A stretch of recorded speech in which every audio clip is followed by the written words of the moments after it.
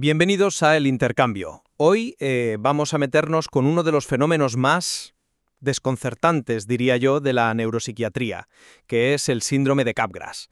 Para quien no lo conozca, es este trastorno en el que una persona está convencida de que un ser querido, pues su pareja, un padre, un hijo, incluso una mascota, ha sido reemplazado por un impostor idéntico.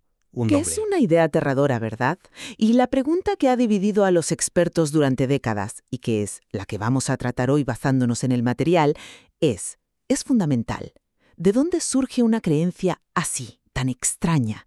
¿Es, como sostienen muchos neurólogos, un problema casi mecánico? ¿Un cortocircuito, por así decirlo, en el cerebro? ¿O es algo más profundo, un fenómeno psiquiátrico donde ese fallo cerebral es solo el detonante, pero no toda la explicación? Exactamente, esa es la cuestión. Yo voy a defender que la evidencia moderna nos empuja hacia la primera opción. El síndrome de Capgras es, en esencia, la consecuencia directa de una desconexión neurológica muy específica entre lo que vemos y lo que sentimos. Y yo, por mi parte, argumentaré que esa visión, aunque es una pieza clave del puzzle, se queda corta. Sostendré que para que esa extraña experiencia perceptual se convierta en un delirio tan arraigado, hace falta algo más. Una vulnerabilidad psicológica o un fallo en el razonamiento. Pues empecemos por mi postura. Para mí, la visión neurológica es la única que realmente explica el fenómeno de forma coherente. Durante mucho tiempo, el Capgras se metió en el mismo saco que la histeria o la esquizofrenia, como si fuera una fantasía puramente psicológica, pero la ciencia ha avanzado. Hoy, gracias a estudios de neuroimagen y a pruebas que miden la respuesta física, como la respuesta galvánica de la piel, que, básicamente mide cómo sudamos ante un estímulo emocional, tenemos un modelo muy sólido.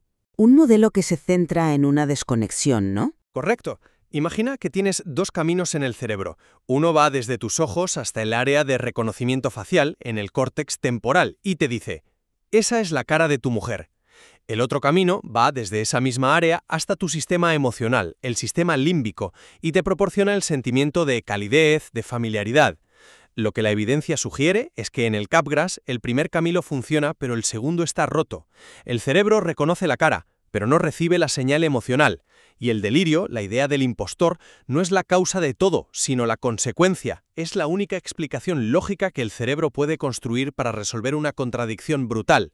La veo. Sé que se parece a mi mujer, pero no siento que sea ella. Por lo tanto, tiene que ser una impostora. Entiendo perfectamente el modelo, y no niego que esa desconexión sea real y fundamental.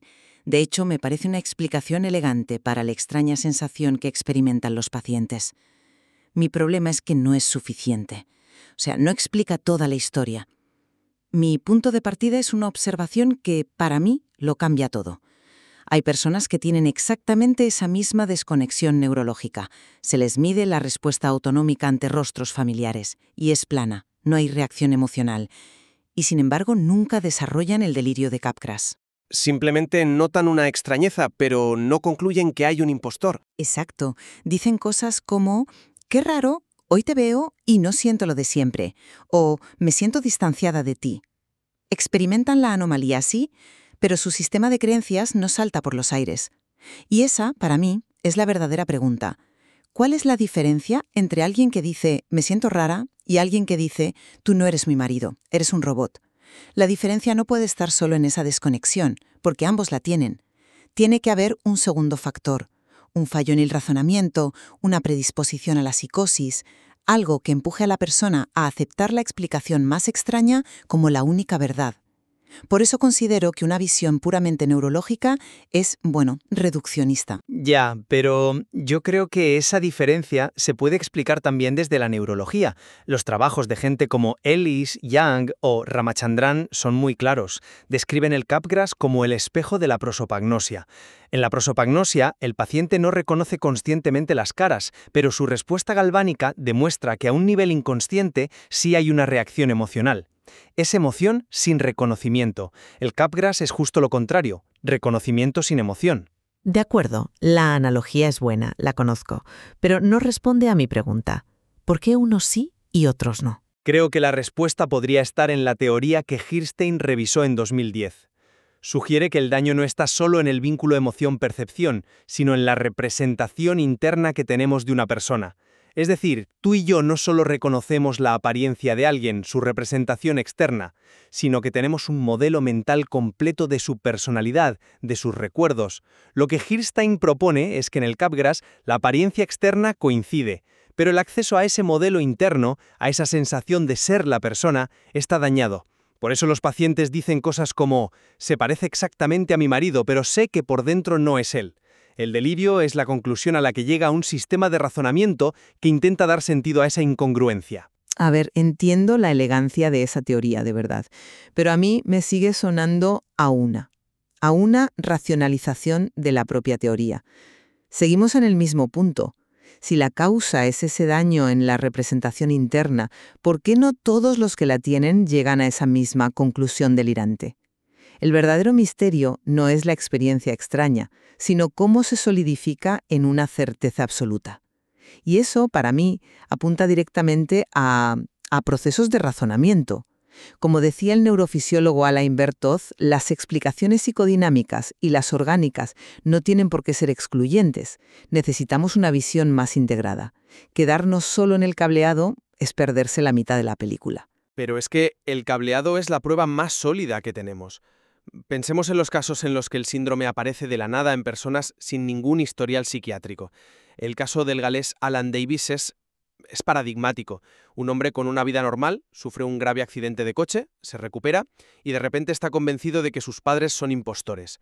No había esquizofrenia previa, ni paranoia, nada. Solo un traumatismo cráneoencefálico. Ahí tienes una causa y un efecto claros. La lesión cerebral provocó el síndrome. ¿Cómo encaja eso en un modelo que necesita un segundo factor psiquiátrico? Porque creo que estás tomando la excepción por la regla. El caso de Alan Davis es muy citado, y es verdad que es un argumento potente para la causa orgánica. Pero tenemos que mirar las cifras globales. Dependiendo de los estudios que mires, los casos asociados a una causa orgánica clara, como un traumatismo o una demencia, representan entre el 25 y el 40% del total. Que no es poco, ¿eh? No es poco, pero implica que la gran mayoría, entre el 60 y el 75% de los casos, aparecen en un contexto principalmente psiquiátrico. La mayoría de las personas diagnosticadas con Capgras ya tienen un diagnóstico previo de esquizofrenia paranoide. Entonces, ¿qué es más probable? ¿Que nos centremos en la minoría de casos puros para definir el síndrome o que aceptemos que en la mayoría de las ocasiones el Capgras es una manifestación más dentro de un cuadro psiquiátrico mucho más amplio?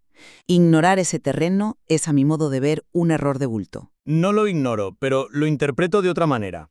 La alta comorbilidad con la esquizofrenia no significa que el Capgras sea un síntoma de la esquizofrenia.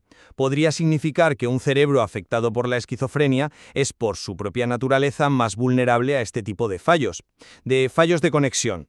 La esquizofrenia podría ser el factor que debilita el sistema y lo hace más propenso a que ese cortocircuito específico ocurra. La causa última seguiría siendo neurológica. O podría ser al revés, que la disfunción fundamental esté en los mecanismos de creencia, que es el núcleo de los trastornos delirantes, y que la desconexión neurológica sea simplemente el material que el delirio utiliza para construirse. Es que la fenomenología del síndrome encaja como un guante en los trastornos delirantes. Una creencia fija, incorregible, es el pan de cada día de la psiquiatría.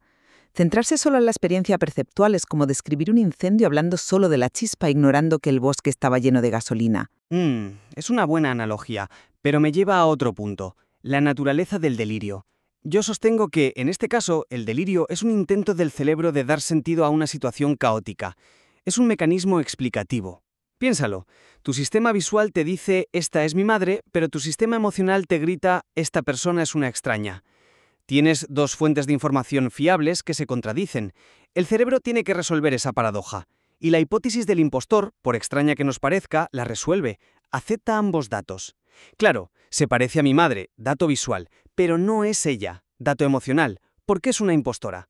Desde una lógica interna y sesgada es una inferencia, razonable. Un momento, para. Razonable, ahí es donde discrepo frontalmente.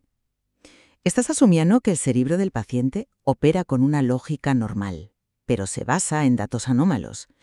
Yo creo que, en la mayoría de estos casos, el propio mecanismo de razonamiento está afectado. Un delirio no es una simple explicación, es una creencia patológica que se mantiene con una convicción absoluta a pesar de toda evidencia en contra. No es un proceso de búsqueda de sentido, es un fallo en el sistema de evaluación de la realidad. Una persona con un razonamiento intacto diría, esto es muy raro, quizá tengo un problema neurológico. La persona con el delirio dice, sé que es una impostora y nadie me convencerá de lo contrario. La patología no está en la conclusión, sino en la incapacidad de cuestionarla. Pero esa incapacidad de cuestionarla es característica de todos los delirios, vengan de donde vengan. Sigo pensando que el origen es la necesidad de explicar la experiencia. Y yo creo que hay casos que desafían esa idea de una lesión fija que causa una racionalización fija. Hay un caso clínico fascinante de un paciente cuyos síntomas de Capgras se revirtieron por completo en solo 9 días, tras administrarle altas dosis de vitamina B12. Esto es muy interesante. Por un lado, apoya tu argumento de una base orgánica, porque una deficiencia metabólica es algo físico, pero por otro desmonta la idea de una lesión estructural. Sugiere que el fallo puede ser funcional, dinámico. Y si el sustrato neurológico puede cambiar tan rápido, ¿no nos dice eso que la formación del delirio es un proceso mucho más complejo que una simple consecuencia inevitable? Yo lo veo justo al revés. Para mí, el caso de la vitamina B12 es una de las pruebas más contundentes del modelo neurológico. Demuestra que una disfunción puramente metabólica puede interrumpir un circuito y generar todo el cuadro. Y lo más importante, corriges el problema orgánico y el delirio desaparece. Eso apunta directamente a una causalidad biológica. Da igual si es una lesión por un golpe, una degeneración por demencia o un fallo metabólico. La raíz sigue estando en el funcionamiento del cerebro, no en la psique. Al final, para mí, toda la evidencia acumulada nos lleva a la misma conclusión. El síndrome de Capgras es, ante todo, la sombra que proyecta un fallo muy concreto en el cerebro, uno que desvincula percepción y emoción. El delirio es el drama, sí, pero es una consecuencia. Y yo sigo manteniendo que esa pieza que falta no es la única explicación. La explicación neurológica es esa semilla de la que hablábamos, pero esa semilla necesita un terreno fértil para germinar. Y ese terreno puede ser un déficit en el razonamiento, una vulnerabilidad a la psicosis. La prueba irrefutable de que se necesita algo más es, y vuelvo al principio porque para mí es la clave, la existencia de esas personas que tienen el déficit neurológico pero no el delirio. Esa simple existencia nos obliga a buscar un segundo factor. La realidad del Capgras, en mi opinión, nos fuerza a adoptar un modelo de 2 factores, a considerar la complejísima interacción entre cerebro, mente y experiencia personal. Está claro que, al final, el síndrome de Capgras se resiste a cualquier etiqueta simple. Y esta tensión entre una explicación centrada en el cerebro y otra que incluye la mente, pues refleja un debate mucho más amplio sobre la naturaleza de la consciencia y de lo que nos hace ser quienes somos. No es un debate menor. Para nada. Quizá el mayor valor de estudiar un síndrome tan extraño es que nos muestra lo increíblemente frágil que es nuestra percepción de la realidad. Nos obliga a preguntarnos qué es realmente el sentimiento de familiaridad. No es solo reconocer una cara, es una sinfonía compleja de percepción, emoción, memoria. Y el Capgras nos enseña que si uno solo de esos instrumentos desafina, toda la melodía de nuestra realidad puede desmoronarse. El material nos invita a seguir explorando esos mecanismos que sostienen no solo cómo vemos el mundo, sino cómo sentimos a las personas que amamos.